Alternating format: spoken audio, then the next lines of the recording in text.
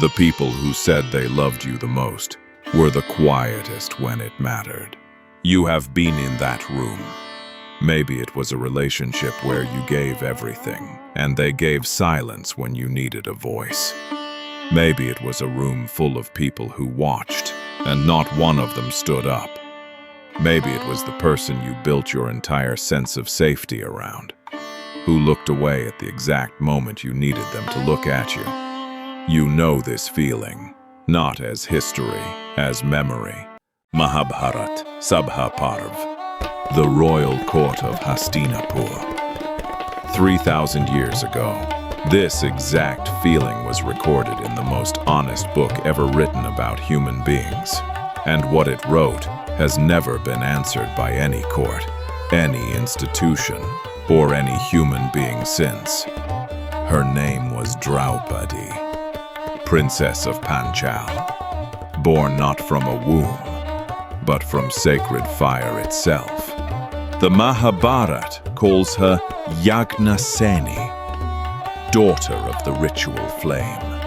She was the wife of 5 of the greatest warriors the world had ever produced. 5 men, whose names alone made kingdoms tremble, and on the one day she needed them, not one of them moved. Yudhishthir sat at the dice table. Shakuni rolled. He lost his kingdom. He lost his 4 brothers. He lost himself. And then he staked Draupadi. The Mahabharata records what happened next, without softening a single word.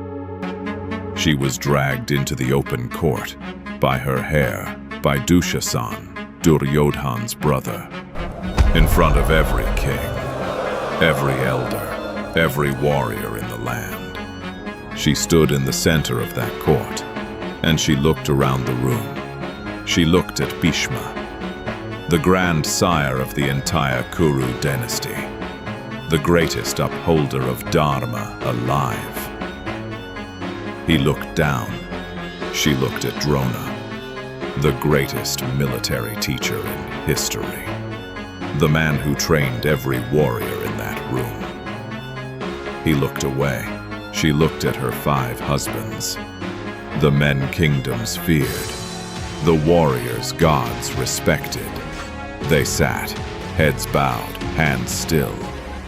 In the Sabha Parva, Draupadi asked one question that silenced the entire court. Was my husband already a slave when he staked me? If so, did he even have the right? Nobody answered.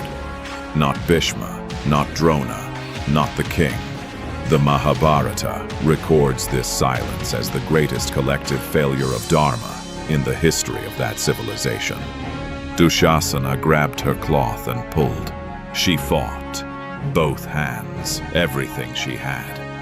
And then she stopped, not because she gave up, because she made a decision that the Mahabharata says changed the nature of what was possible in that room. She did not surrender her dignity.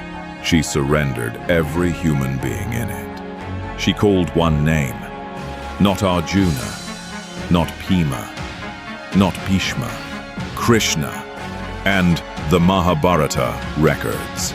As Dushasana pulled, the cloth kept coming. Endless, unbreakable, miraculous. He pulled until he collapsed. Draupadi stood, untouched. The court that had watched now could not look away. That's you.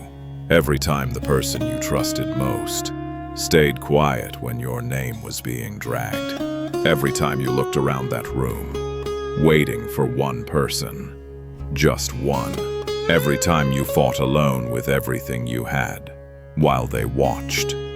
And the moment, the exact moment, you stopped waiting on every human in that room, and turned somewhere deeper, something they could not explain, held. Draupadi's greatest moment was not when she was saved. It was the moment she realized no one in that room was coming, and she called directly to the source. The Mahabharata did not record this as a moment of weakness. It recorded it as the moment she became untouchable, because the cloth they tried to take from her was never the real protection. The real protection was the one thing no court, no husband, no institution can ever give you or take away. You have been waiting for someone in your room to stand up. They are not coming. Draupadi didn't wait for the court to change. She didn't wait for Bhishma to find his courage. She didn't wait for her husbands to remember who they were. She called the only one who was never going to look away. Krishna. The question is not why they stayed silent when you needed them most. The question is, how much longer are you going to wait before you stop calling on the room and call on the source?